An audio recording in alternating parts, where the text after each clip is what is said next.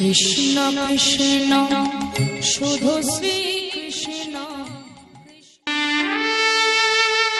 মাগো আপনারা তো বড় ভাগ্যবতী, বড় ভাগ্যবান, নদিয়ার কাছাকাছির মানুষ।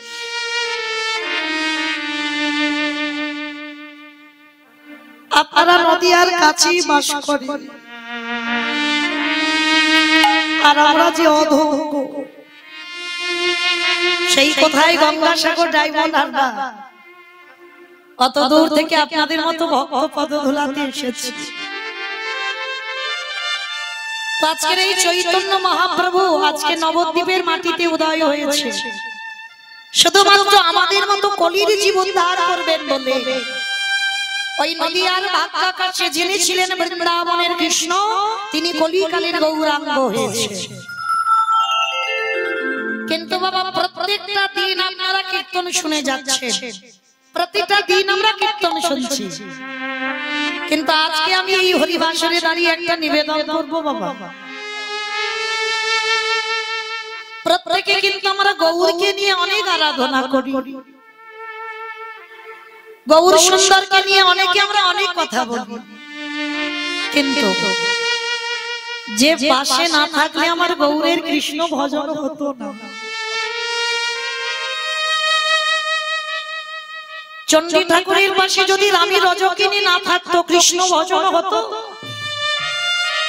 বিল্লমঙ্গলের পাশে যদি আমার চিন্তামণি না থাকতো, কৃষ্ণ ভজন হতো। জয়দেব গোস্বামীর পাশে যদি মা পদ্মা না থাকতো, কৃষ্ণ ভজন হতো। কলিকালে মহাপ্রভুর পাশে যদি আমার বিষ্ণুপ্রিয়া না দাঁড়াতো শক্ত হয়ে, কোনদিন আমার নিমাই কৃষ্ণ চরণ আশ্রয় পেত না। কলিকালের ভগবান নিজেই কৃষ্ণ, আবার নিজেই কৃষ্ণ বলে কাঁদছে কেন? আমাদের মতো জগৎ জীবকে শিক্ষা দেবার জন্য। যুগ ধর্ম প্রবর্তক নাম সংকীর্তন, চারি ভাব ভক্তি দিয়া না চাইল ভুবন। আপনি ভক্ত ভাব করি অঙ্গীকার, আপনি আচরি ধর্ম জীবের শিখায়।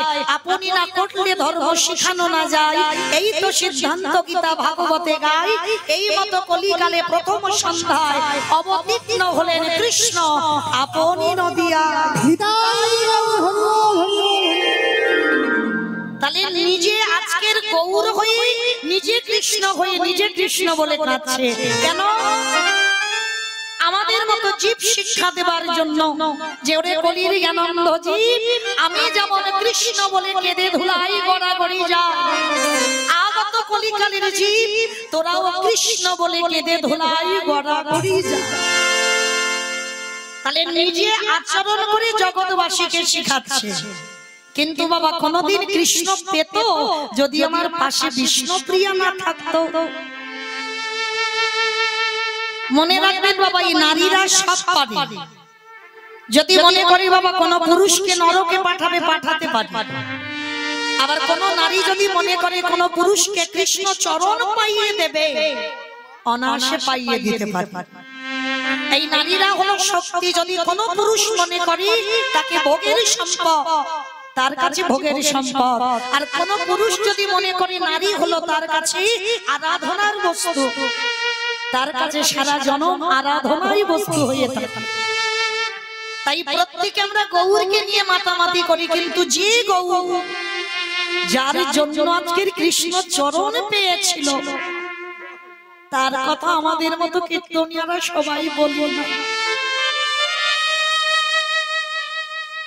ওই মেয়েটার এমনই একটা চরিত্র ছিল,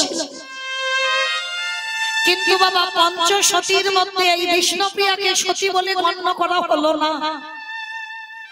কিন্তু একবার অনুভব করে দেখেন তো, বিষ্ণুপ্রিয়াকে সতী হওয়ার যোগ্যতা অর্জন করেছিল।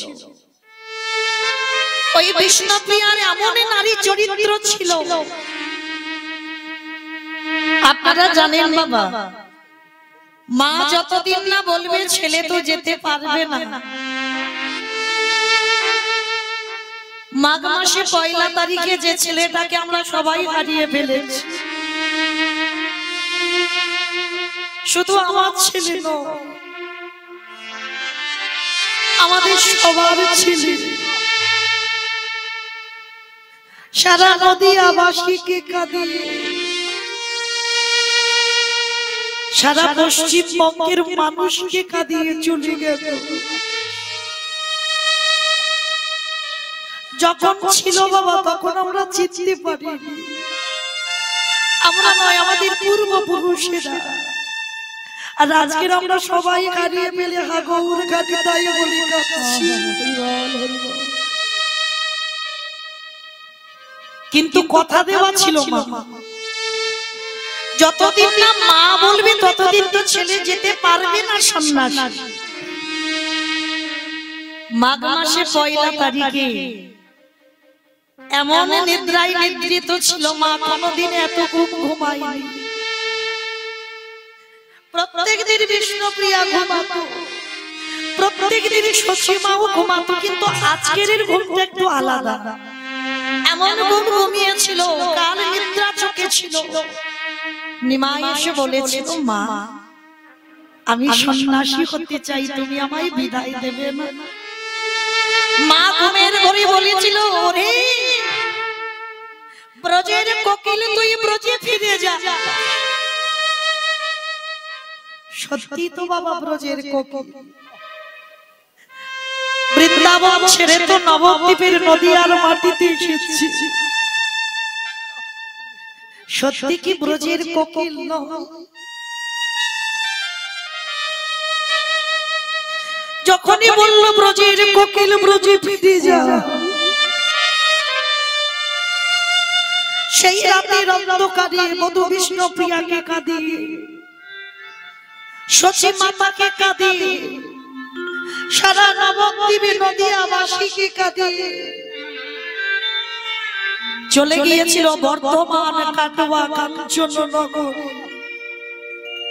শশী মা জানে না, শশী মা ভোর হওয়ার আগে ঘুম ভেঙে যায়।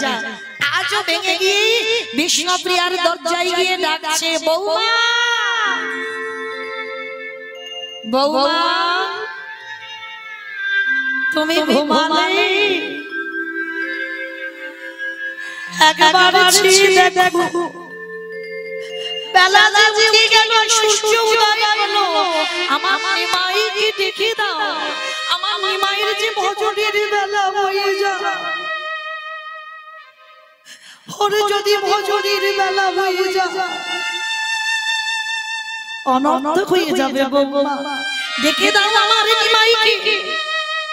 বারবার যখন বৌমা বৌমা বলে ডাকছে, কে ডাকবে, কে সাড়া দেবে? বিষ্ণুপ্রিয়ার কাছে তখন নিমাই ছিল না। বিষ্ণুপ্রিয়াকে কাঁদিয়ে রাতের অন্ধকারে চলে গেল। আর যেই না বৌমা বৌমা বলে ডাকলো না, বিষ্ণুপ্রিয়া আর থাকতে পারলো না, দরজাটা খুলে দিয়ে আছাড়ে শাশুড়ি মার চরণে পড়েছে, বৌমা মা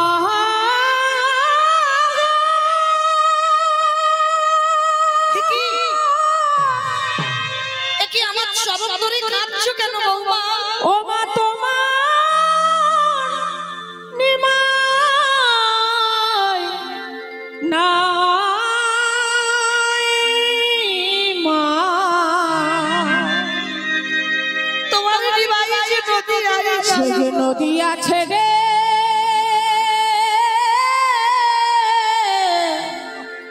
চলে গেছে। বৌমা এটা তুমি কি বললে? আমার নিমাই আমাকে কাঁদিয়ে যেতে পারে না। আচ্ছা বলেন তো মামা, কোন মার কোলে যদি 8টা মেয়ে প্রথম মারা যায়, বড় ছেলেটা জন্মগ্রহণ করে 16 বছর বয়সে সন্ন্যাসী হয়, যে মা স্বামী হারা,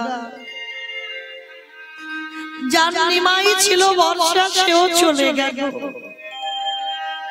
বলেন তো মা, সে মা কি আর মা আছে? পাগলিনীর মতো হয়ে গেল, যাকে দেখতে পাচ্ছে তাকে ধরে বলছে, বলো না বলো না, তোমরা কেউ দেখেছো? কেউ দেখেছো আমার ছেলেটাকে?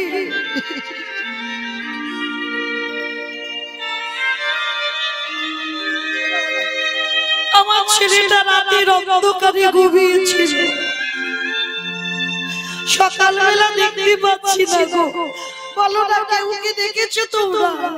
একবার বলো না গো আমার নিমাই কোথায়? হঠাৎ দেখে না মা, গৌরের মতো দেখতে একটা ছেলে দাঁড়িয়ে আছে, একেবারে একই রকম দেখতে। পিছন থেকে সচিমা বুঝতে পারলো না, ভেবেছিল ওটাই বুঝি আমার নিমা। পিছন থেকে গিয়ে ডাক দিয়েছে, নিমা ও নিমা।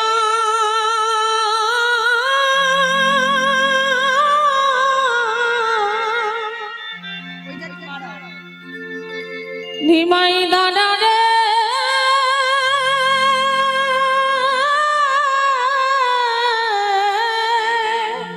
যাস না বাবা মাকা দিকে দেখি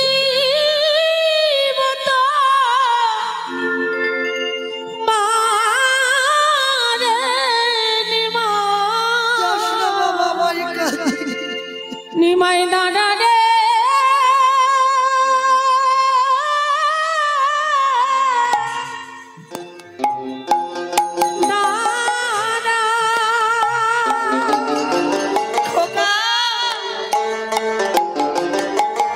আমি যদি আগে জানতাম তুই মাথা দিয়ে চলে যাবি, কোনদিন আমি তোর লেখাপড়া শেখাতাম না।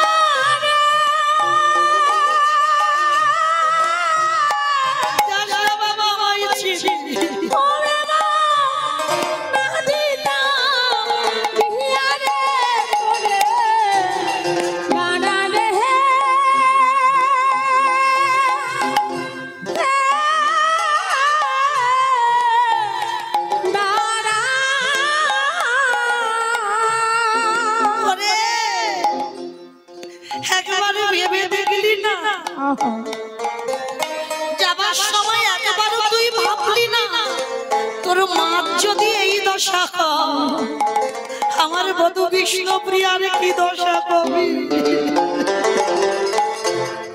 ঘটে বধূ বৃষ্ণ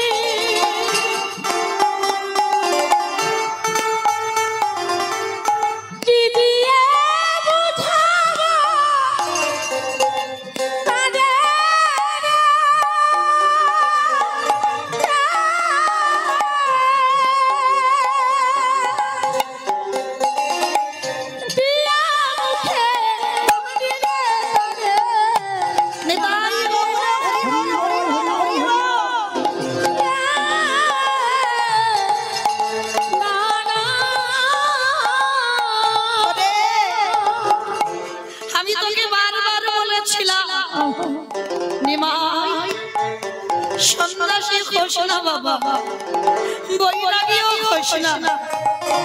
আমার ঘরে আমার কাছে থেকে তুই আমার কানে কৃষ্ণ নাম একটু শুনিয়ে দিবি। সন্ন্যাসী হইও রে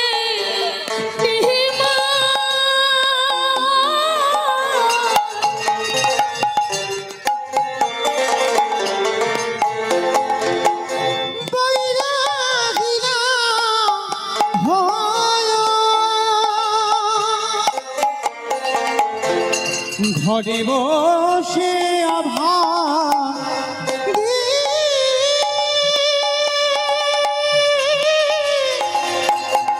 মহা বলে কা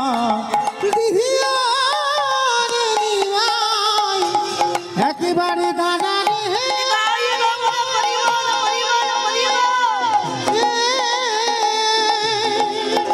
পূর্ণিমা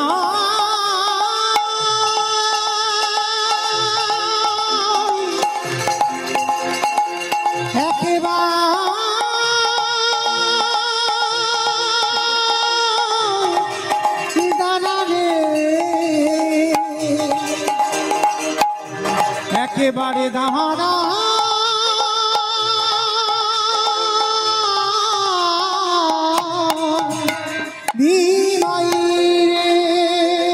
সচিমা চিৎকার করে বলে উঠল নিমা মাথা দিয়ে কৃষ্ণ পেতে যাচ্ছিস ওরে তুই বোধহয় ভুলে গেলি এই জগতের সংসারে যারা বাবা মাকে কাঁদায় কষ্ট দেয় ব্যথা দেয় জ্বালা দেয় যন্ত্রণা দেয় কোন সন্তানের জন্য যদি বাবা মার চোখের জল পড়ে নিমাই সে সন্তানের জীবনে মঙ্গল হয় না।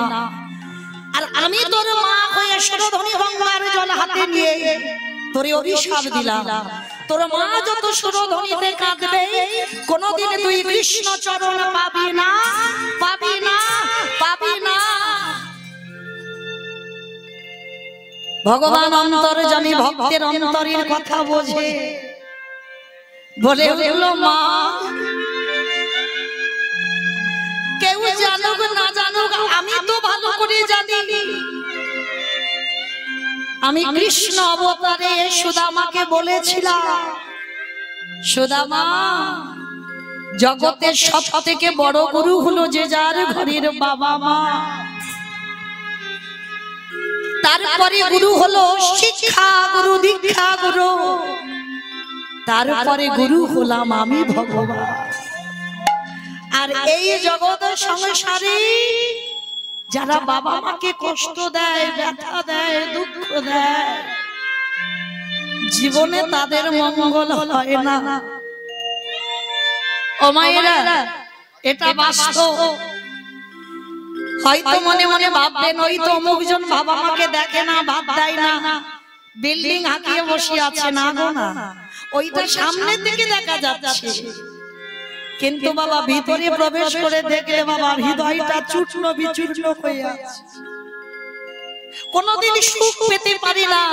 নিমাই বলে উঠল মা তুমি আমায় অভিশাপ দিলে কিন্তু আমি তো জন্মভিটা দেখতে পাবো না আমার তো স্ত্রী বদন দেখা নিষিদ্ধ যে সন্ন্যাসী হয় তবে আমি নবদ্বীপে না যা একদিনের জন্য তুমি শান্তিপুরে যেতে পারবো আমি কথা দিলাম ওই শান্তিপুরের মাটিতে গিয়ে আমি সবার সঙ্গে একবার দেখা করে আসবো। মায়েরা টুলু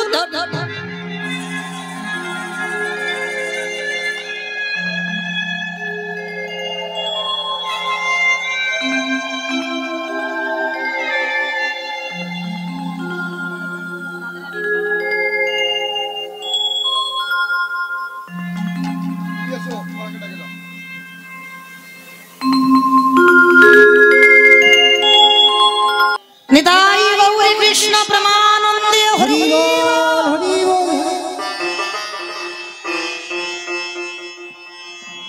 নিমাই বলে উঠলেন যদি কোনোদিনই আমি নবদ্বীপে যেতে না পারি একটা দিনের জন্য তুমি শান্তিপুরের মাটিতে যেতে পারবো। ওমা ওখানে রেখে দাও লীলা শেষে দেব গো ওখানে রেখে দাও ওখানে রেখে দাও।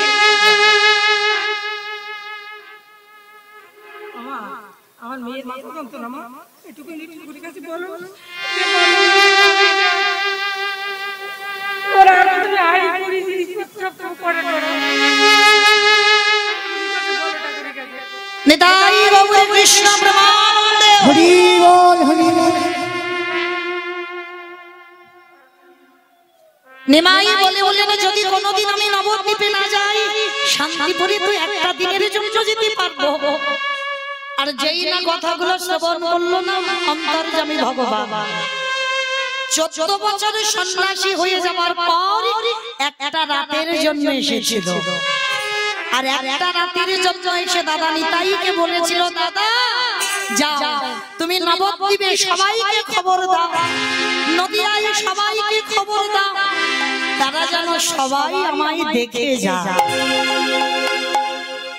কিন্তু মায়েরা এই জায়গাটা একটু আস্বাদন করে নিতাই চাঁদ সবাইকে বলল নিমাইয়ের সঙ্গে দেখা করতে, কিন্তু একজনকে বলেন। আর দেখবেন মা কোন কোন নারীদের চরিত্র আছে যার যেখানে দুর্বল জায়গা ওই জায়গাটা একটু আঘাত করতে ভালোবাসে।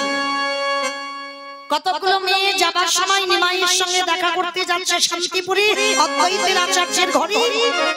আর যেতে যেতে সবাই বিষ্ণুপ্রিয়াকে বলছে কিরে তুই এমন বিচারিণী কলঙ্কিনী অসতী, আমাদের নিমাই সবাইকে যেতে বললো, কই তোকে তো যেতে বললো না। যেই না বলেছে না কথাটা বিষ্ণুপ্রিয়ার ভাষাগুলো একটু শ্রবণ করে, ওরে তোরা চলে যা, আমার যেতে লাগবে না। কেন জানিস? যে মানুষটাকে দেখবারে লাগে,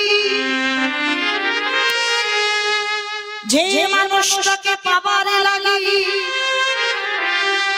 সারা বিশ্ব ব্রহ্মাণ্ডের জীবী সবাই কাঁদে। ওরে সখী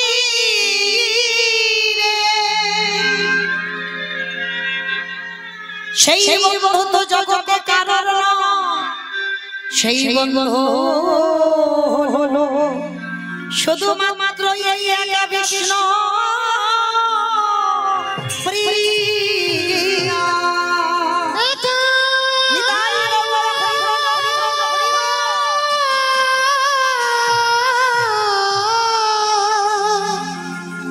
একা বিষ্ণু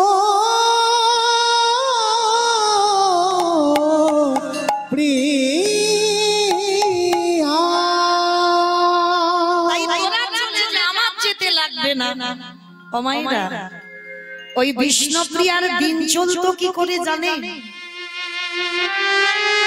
আপনারা বলেন ভক্ত, আমরা বলি ভক্ত, আমরা সবাই ভক্ত, কিন্তু বিষ্ণুপ্রিয়ার মতো নয়। বিষ্ণুপ্রিয়ার এক বান্ধবী ছিল যার নাম ছিল মা কাঞ্চনা। কাঞ্চনার গলা জড়িয়ে ধরে বলেছিল কাঞ্চনা গৌর ভালোবাসলে যদি এত কষ্ট পেতে হয়, গৌর ভালোবাসলে যদি এত দুঃখ পেতে হয়, আমি যদি একবারে জানতাম আমি কোনদিন ওই গৌরকে ভালোবাসতাম না। প্রত্যেক দিন মেয়েটা ভোরবেলা মানে সূর্য উদয়ে 1 ঘন্টা 36 মিনিট, যেটার নাম হলো ব্রহ্ম মুহূর্ত, ওই ব্রহ্ম মুহূর্তে বিষ্ণুপ্রিয়া প্রত্যেক দিন যেত সুরধনী গঙ্গা, আর হাতে করে নিয়ে যেত বাবা কিছু ধান। আমাইরা ধান চেনেন তো? ওই কিছু ধান নিয়ে যেত প্রিয়া, আর সুরধনীতে স্নান করে ওই ভিজে কাপড়ে সুরধনী গঙ্গার তীরে বসে 16 নাম আর 32টা অক্ষর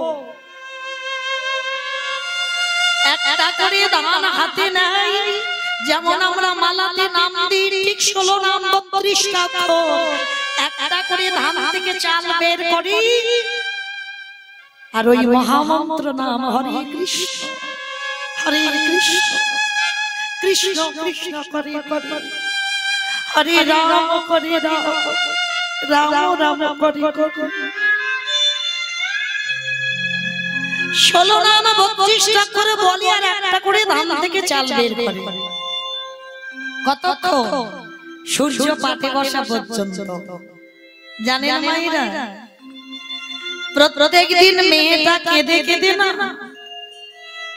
একই জায়গা থেকে নোনা জল গড়াতে গড়াতে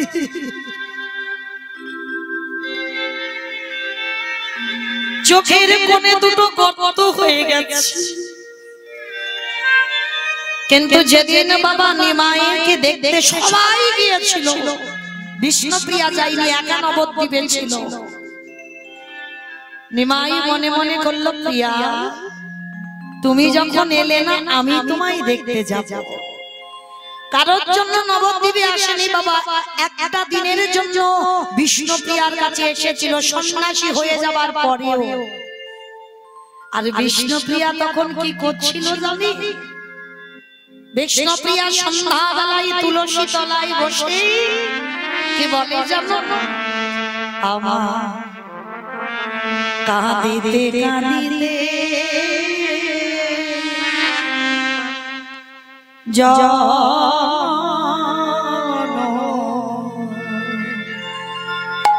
গেল রে,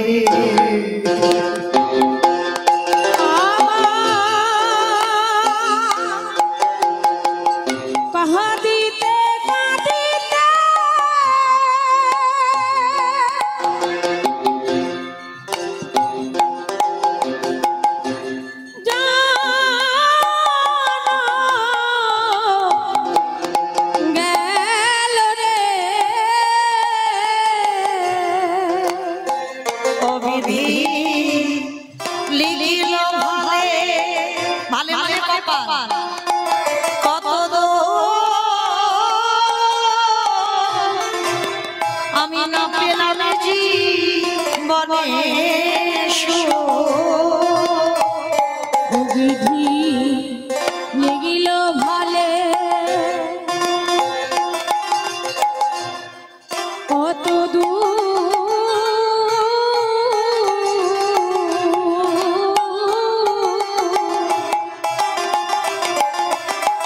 আমি না পেলাম জীবনে মনে মনে এখন আমি কি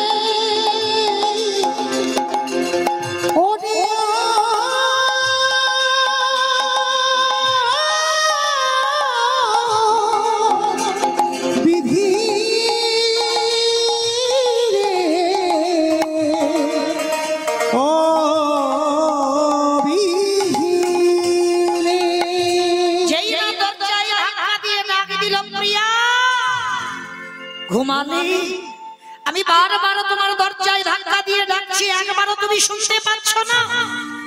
প্রিয়া একবার চেয়ে দেখো, আমি এসেছি তোমার কাছে।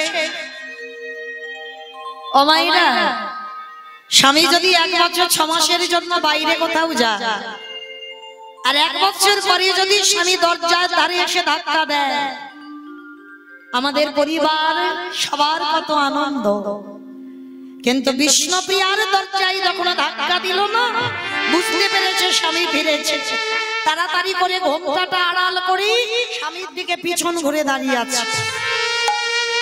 এ কি গো, আমি কারোর জন্য আসিনি, আমি তোমার জন্য এসেছি, আর তুমি আমাকে দেখে বদন ফিরিয়ে নিচ্ছ। এদিকে চাও। বিষ্ণুপ্রিয়া বলল, স্বামী গো, তুমি কোনদিনই আমার দুয়ারে আর এসো না, আমাকে কোনদিনই আর প্রিয়া প্রিয়া বলে ডেকো না। কেন জানো? শতবার ডাকিলে আমি যে কোনদিনই আর তোমার পানে চাইতে পারব না। কেন? আমি নবদ্বীপে তোমার জন্য এসেছি, আর তুমি আমার দিকে চাইবে না কেন? ওগো, এই জীবনে নিজে তো কৃষ্ণ চরণ পাবে না, সে কি করে পারে আর একজনের কৃষ্ণ ভজন নষ্ট করে দিতে? তুমি তো জানো না এই জগতে তুমি হয়েছো সর্বত্যাগী সন্ন্যাসী,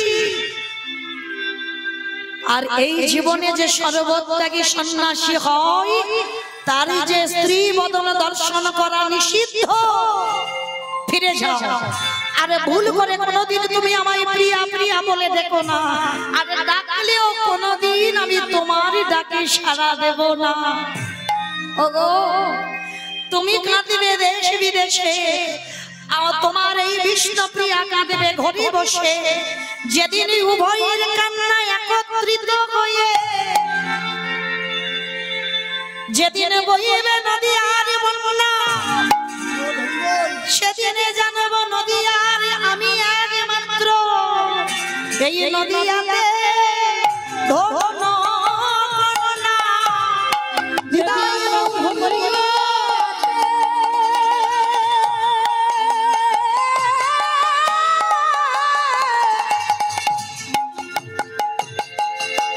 বহিবে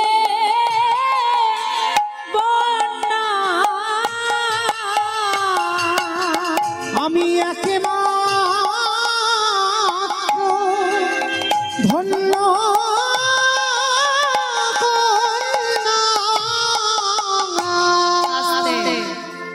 চলে যাও, আর কোনোদিন আমার কাছে এসে দেখো না। প্রিয়া আমি চলে যাব, কিছু তো চাও আমার কাছে। জীবনে তো কোনোদিন কিচ্ছুটি দিতে পারিনি। ও মায়েরা, আমাদের মতো মানুষের আমরা তো চাইতে জানি না,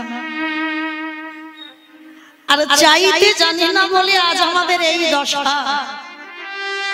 আমরা যদি প্রত্যেকে ভগবানের কাছে ঠিক ঠিক চাইতে পারতাম, তাহলে বাবা আমাদের কলিযুগটার আজকের এই দশা হতো না। চেয়েছিল কে জানো? মহাভারতে অন্ধ ধৃতরাষ্ট্র। সবাই বলে বাবা ধৃতরাষ্ট্র ভালো নয়, গান্ধারী ভালো নয়, এগুলো ভুল কথা। ওদের প্রেম ছিল, ভক্তি ছিল, ওরা দেখাতে পারত না। বলেন তো মা, এটা তো হওয়া স্বাভাবিক। আমাদের যদি ঘর থেকে একটা সন্তান ভগবান কেড়ে নেয়, আমাদের কত অভিমান হয়, আর মন্দিরে যাব না, আর ঠাকুরকে ভালোবাসবো না, কত অভিমান হয়। আর যে অন্ধ ধৃতরাষ্ট্রের 100 পুত্র নিধন হলো, কি গো, তার অভিমান হবে না?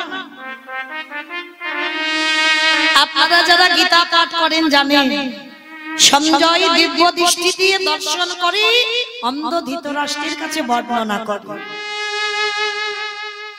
ভীমের গদার আঘাতে দুর্যোধনের উরুভঙ্গ হলো, ভীম দুঃশাসনের বক্ষ চিরে রক্ত পান করেছিল। এই কথাগুলো যখন বর্ণনা করছে না, অন্ধ ধৃতরাষ্ট্র কানে শুনতে পাচ্ছে, চোখে দেখতে পাচ্ছে না ঠিক, কিন্তু যতই হোক বাবা তো একটা একটা পুত্রের মৃত্যুর খবর ধৃতরাষ্ট্রের কানে আসছে।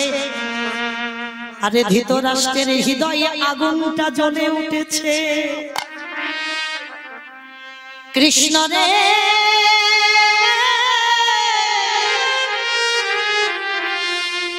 আমি জানি আমার 100 ছেলে কেউ ধর্মের পথে না, কিন্তু তুই কেন আমার 100 পুত্র নিধন করলি? কে বলছে? অন্ধ ধৃতরাষ্ট্র কাঁদছে, কারণ 100 ছেলে ধ্বংস হয়েছে। আর ঠিক সেই সময় বিদুর এসে ডাকছে, দাদা দাদা তুমি কেঁদো না, তোমার 100 পুত্র ধ্বংস হয়েছে তো কি হয়েছে, 100 পুত্র নিধন হয়েছে তো কি হয়েছে, আমি কথা দিচ্ছি তোমার 5 পাণ্ডব আছে, যুধিষ্ঠির, ভীম, অর্জুন, নকুল, সহদেব, এরা যে ধর্মের পথের পথী, এরা তোমায় দেখবে, দেখবে তোমার কোনো দুঃখ কষ্ট অভাব ওরা বুঝতে দেবে না। বিদুর কথাটা বলছে, ধৃতরাষ্ট্র শুনছে, কিন্তু মা ওই হৃদয়ে যে পুত্র শোকের আগুনটা জ্বলছে। এই জগতে যে জন সন্তান হারাইছি, এ জগতে সেই তো জানে পুত্র শোকের কি বেদনা। অসহ্য জ্বালা অন্ধ ধৃতরাষ্ট্রের বুকে হচ্ছে, কিন্তু কাউকে বুঝতে দিচ্ছে না বাবা। বাইরেটা ধৃতরাষ্ট্রের শান্ত, কিন্তু ভিতরটাই জ্বলে যাচ্ছে। মনে মনে শুধু একটাই সংকল্প করলো, যে ভীমের গদার আঘাতে দুর্যোধনের উরুভঙ্গ হোক, যে ভীমই আমার মেজ ছেলে দুঃশাসনে বক্ষ চিরে রক্ত পান করলো, একেবারে তারই আমি দেখিতে চাই। ওমা দেখবে না, ওকে সামনে দাঁড়িয়েই ওকে মারবে। মানে ভিতরে রাগ আর বাইরে শান্ত। বেদ, তুমি একবার ভীমকে ডেকে পাঠাও তো। যেই না বলেছে পঞ্চ পাণ্ডব একটু খানে গেছে তো সঙ্গে সঙ্গে ছুটে এসেছে। বড় জ্যাঠামশাই ডেকেছে। সবার প্রথমে যুধিষ্ঠির প্রণাম করেছে। জ্যাঠামশাই ডাকছিলি আমাদের? না, তোমায় ডাকিনি, ডেকেছি আমি আমার ভীমকে। কেন? পুত্র শোকের জ্বালা ওকে মেরে ও নিবারণ করবে। আমি ভীমকে ডেকেছি। কিন্তু বাবা, আজকের কি ঘটনা হবে এটা কিন্তু কেউ জানে না। কি গো মা, সত্যি কেউ জানে না? একজন ঠিক জানে। এই যে আমি দাঁড়িয়ে আছি, কার মনে কি চলছে, কি কি ভাবছে আমি বুঝতে পারছি না। কিন্তু যে ছেলেটাই আমার বাঁশি ধরে দাঁড়িয়ে আছে, ওর চোখে কোনোদিন ফাঁকি দেওয়া যায়। আজকে কি করেছে ধৃতরাষ্ট্র, যেই যা বলেছে ভীমকে ডেকে দাও, সঙ্গে সঙ্গে পাশে দাঁড়িয়েছিল ভীম। ভীম এসে সবে দাঁড়াতে যাবে, কৃষ্ণ হাত দিয়ে ঠেলে। এই জায়গাটা আমার একটু আস্বাদন করবে। আমার ভগবান কতটা ভক্তকে ভালোবাসে। ভীমকে আঘাত দিয়ে সরিয়ে দিয়ে আর একটা নতুন করে ভীম ধৃতরাষ্ট্রের সামনে দাঁড় করিয়েছে।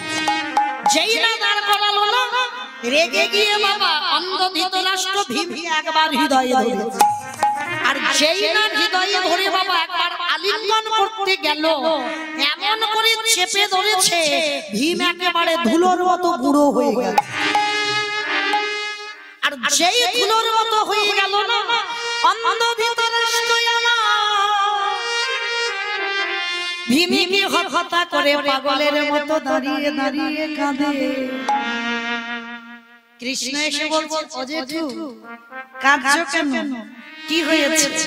কৃষ্ণ, বিশ্বাস কর, আমি আমার ভীমকে মারতে চাইনি, কিন্তু জানিস কৃষ্ণ, পুত্র শোকের যে কি জ্বালা, পুত্র শোকের যে কি যন্ত্রণা আমি সহ্য করতে পারিনি, ওই জন্য আমি ওকে চেপে ধরে ওকে গুঁড়ো করে দিয়েছে, চূর্ণ বিচূর্ণ করে দিয়েছে।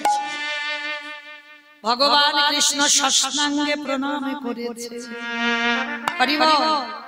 আমরা তো বাবা সাধুগুরু বৈষ্ণব দেখলে নত হতে ভুলে গেছি, কিন্তু যিনি বিশ্বের স্রষ্টা মালিক ভগবান, সাষ্টাঙ্গে জ্যাঠামশাইকে প্রণাম। আর প্রণাম করে বলে বললেন, জ্যাঠামশাই তুমি তো ভীমকে মারোনি। না, আমি মেরেছি, আমি মেরেছি, কারণ আমি মনে মনে সংকল্প করেছিলাম যে আমার ছেলেদের মেরেছে আমি তাকে ছেড়ে দেব না, আমি নিজের হাতে তাকে শাস্তি দেব, ওই জন্য আমি ওকে মেরে ফেলেছি।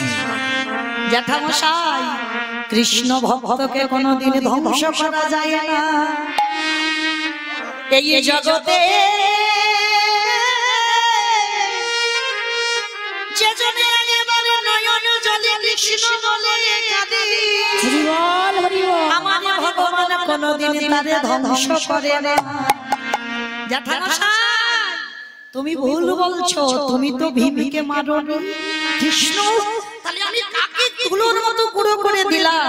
জ্যাঠামশাই, আমি তো অন্তরে জানি ভগবান, আমি তো জানতাম তুমি মনে মনে সংকল্প করেছিলে ভীমকে তুমি নিজের হাতে মারবে, তাই যে জগৎ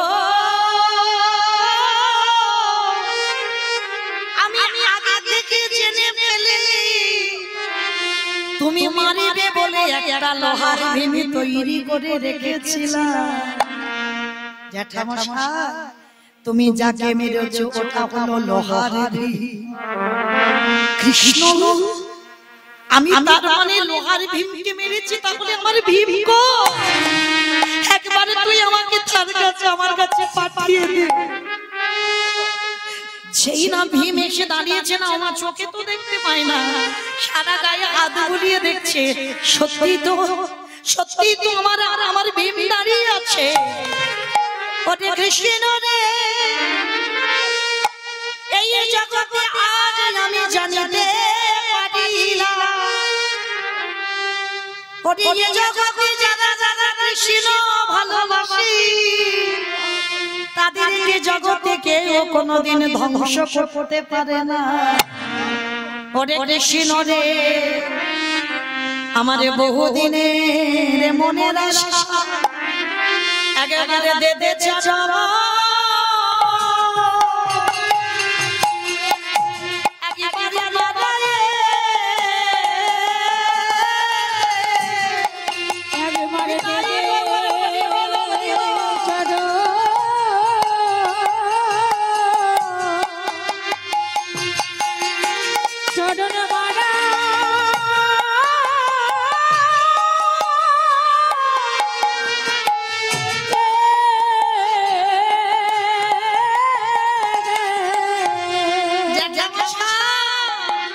তুমি কি চাও আমার কাছে একবার বলো।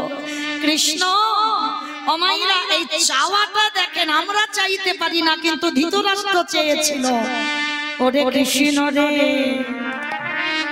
ক্ষণকালের জন্য ক্ষণ সময়ের জন্য আমার দৃষ্টি শক্তি ফিরায়। কেন গজেছো? এতদিন তুমি অন্ধ হয়েছিলে, আজ তুমি দেখতে চাইছো কেন? ওরে যাদের ছায়ায় থাকলে কোনোদিন ধ্বংস করা যায় না, একবার আমি তার সেই ভুবন মঙ্গল রূপ একেবারে আমি সচক্ষে দেখতে চাই। একবার ক্ষণকালের জন্য আমার চোখটা ফিরিয়ে দে। যেই না করুণার হাত আমার ধৃতরাষ্ট্রের চোখে বলিয়েছে, ধৃতরাষ্ট্র দৃষ্টি শক্তি ফিরে পেয়েছে। সাক্ষাতে দেখে না কৃষ্ণ দয়াময়, আরে ওই রূপে দর্শন করি। আর কি চাও জেঠু? ও কৃষ্ণ এইবার একটা জিনিস চাইবো, দিবি কি? জ্যাঠামশাই দে দে আমার অন্ধ করে দে রে, বলে দে রে অন্ধ করে দে রে, অন্ধ করে দে রে। এমন নয়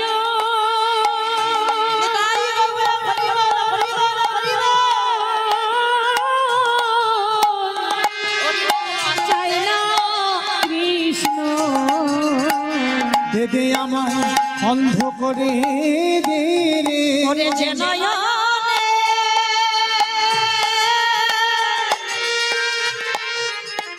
একেবারে কৃষ্ণর দেখা হয়ে যায় রে, বলে দে রে অন্ধ করে দে রে। জ্যাঠামশাই তুমি তো এই দৃষ্টি পেলে, আর দৃষ্টি পেয়ে বলছো তুমি আবার অন্ধ হবে কেন? কৃষ্ণ এই জগৎ সংসার মাঝে যদি কোনো ভক্ত একেবারে এই পাপ নয়নে একেবারে কৃষ্ণ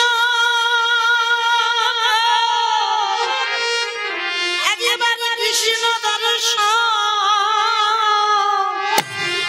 হয়ে যায়, ওরে কৃষ্ণ সেই পাবে নয়ন তো আর কিছু দেখতে চাই না। তাই কৃষ্ণ রে তুই আমায় আশীর্বাদ কর, মতো করে জগতের যদি কোনো একজন ভক্ত আমার মতো করে যদি কেউ একবার চাইতে পারে তো ও তার নর জনম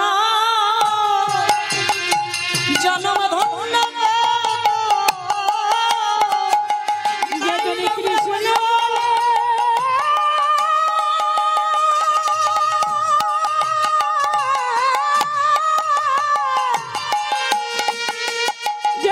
কৃষ্ণ বলে কাঁদিতে পারে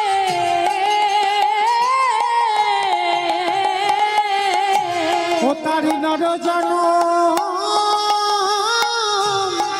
ধন্য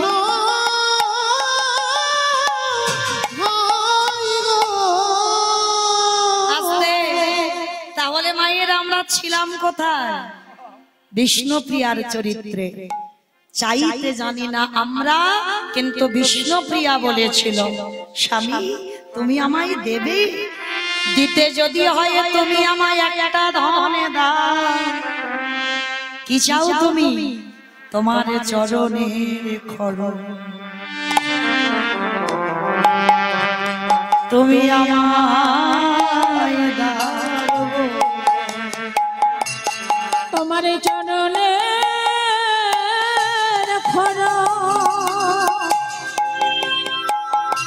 তুমি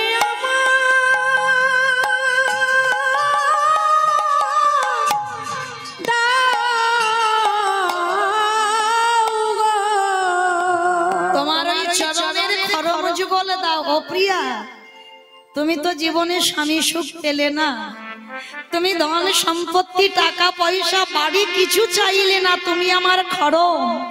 স্বামী আমি তো জানি তুমি তো 1 বছর 6 মাসের জন্য নও, সারা জীবনের মতো চলে যাচ্ছ, আর তো তোমায় পাবো না, অন্তত তোমার পায়ের ওই খড়ম যুগলে দিয়ে যাও।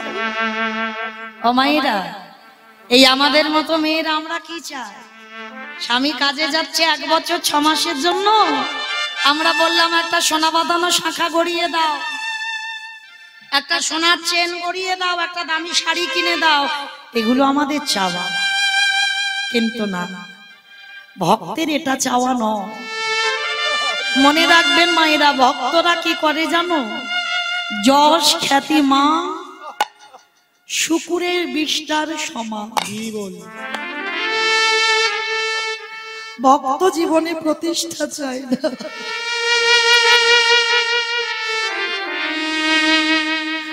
ভক্ত জীবনের যশ খ্যাতি চায় না,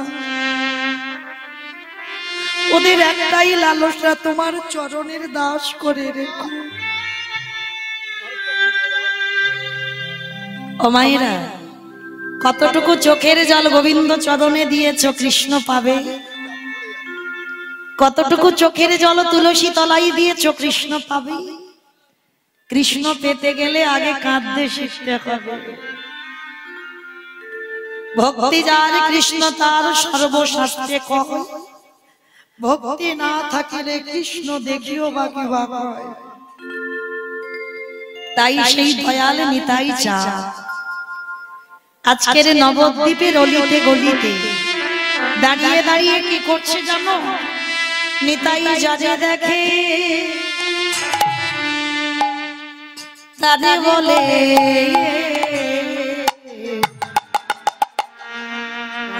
দন্তে তৃণধরি নিতা মাইরা প্রেম সে চুলু ধরি যারে দেখে তারে বলে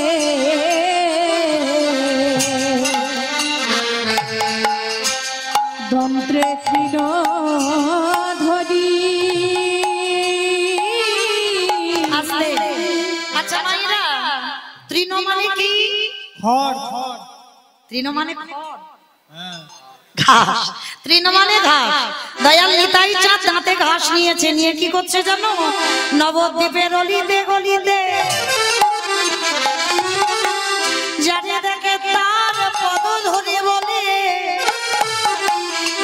তোদের ঘরে আমি বাসন মেজে দেব, তোদের ঘরে আমি পাটনা বেটে দেব, তোদের ঘরে আমি রান্না করে দেব, তোরা যা বলবি আমি তাই শুনবো। তোরা আমায় কি দিবি আমি দেখতে যাব না, কিন্তু আমাকে যা কাজ বলবি আমি তাই কাজ তোদের ঘরে করব। কিন্তু তোদের একটা কাজ করতে হবে। কি কাজ? তোরা আমারে আমারে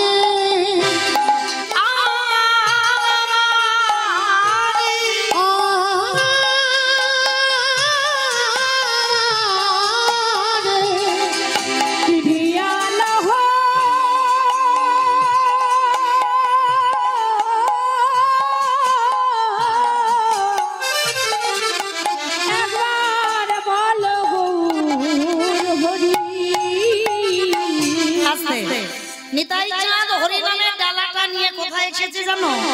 আপনাদের এই বনগা খেলাঘর মাঠে এসে কি করছে জানো? পাইকারি পাইকারি পাইকারি পাইকারি। আচ্ছা মায়েরা, আপনারা জানবেন যাদের একটু অভিজ্ঞতা আছে, আচ্ছা সবজি যখন একসঙ্গে দোকানে দেওয়া হয় তাকে কি বলে? তাকে কি বলে? পাইকারি দেওয়া। মানে একসঙ্গে সবজি দেওয়া হচ্ছে, ওটাকে বলে পাইকারি। তোমার দয়াল নিতাই চাঁদ হরিনামের ডালাটা এনেছে, মৌমিতা নন, নিতাই চাঁদ এসে কি করছে জানো? আপনাদের মাঝখানে পাইকারি পাইকারি। আর একটা মানে হচ্ছে বাবা, যারা ভজন জগতে বসেছেন একটু ভাবে, পাইকারি আমি পাইকারি। এই হরিনাম দেব পাইকারি, হরিনাম দেব পাইকারি, এই হরিনাম দেব পাইকারি, হরিনাম দেব পাইকারি। একটা পাইকারি দেব মানে একসঙ্গে দিচ্ছি, আবার আর একটা মানে হচ্ছে পাইকারি, নামটা যে দেব পাইকারি। আমার বিরক্ত হয়ে যখন কোনো মানুষ পেল না, হরিবাসরে ঘুরে ঘুরে দয়াল নিতাই কি করেছে জানো? কোনো মানুষ তো পাচ্ছে না, হরিনাম দেবে কোথায়? বিরক্ত হয়ে দিল কোথায়? দোকানে দোকানে দোকানে দোকানে। আস্তে পানের দোকান, সবজি দোকান, মুদিখানা দোকান, স্টেনারি দোকান, কোন দোকানে দিল? আই দেখো নাকি ফুচকা দোকানে দিল। কোন দোকান দেখি বলেন দেখি? বাহ, দোকানে দোকানে। যারা দোকান খুলে বসে আছে, নামে দেব দোকানে, যারা দোকানে খুলে বসে আছে, নামে দেব দোকানে, যারা দোকানে খুলে বসে আছে, নামে দেব দোকানে। এত বলি নিতাই চাঁদ ভূমি গড়িয়া, এত বলি নিতাই চাঁদ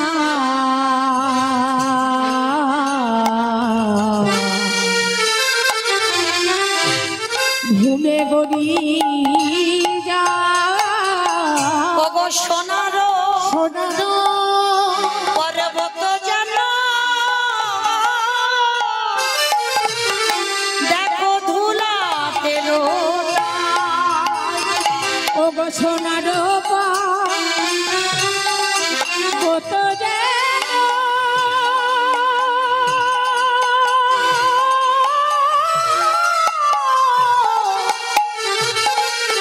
দেখো ভুলাতে লুটা হেন অবতারে যারে রতি না জন্মিল, রতি না জন্মিল, দাসী লোচন বলে সেই পাপী এলো আর গেল। এলো এলো গেল রে। দাসলো চাঁদ বলে সে পাপি এলো গেল রে। লোচন বলে সে পাখি এলো গেল রে লোচন বলে সে নিতাই গৌরী ব্রহ্মানন্দে হরি বল, হরি বল, গেল রে। লোচন বলে সে পাপি এলো গেল রে দাস লোচন বলে সেই পাপি। মায়েরা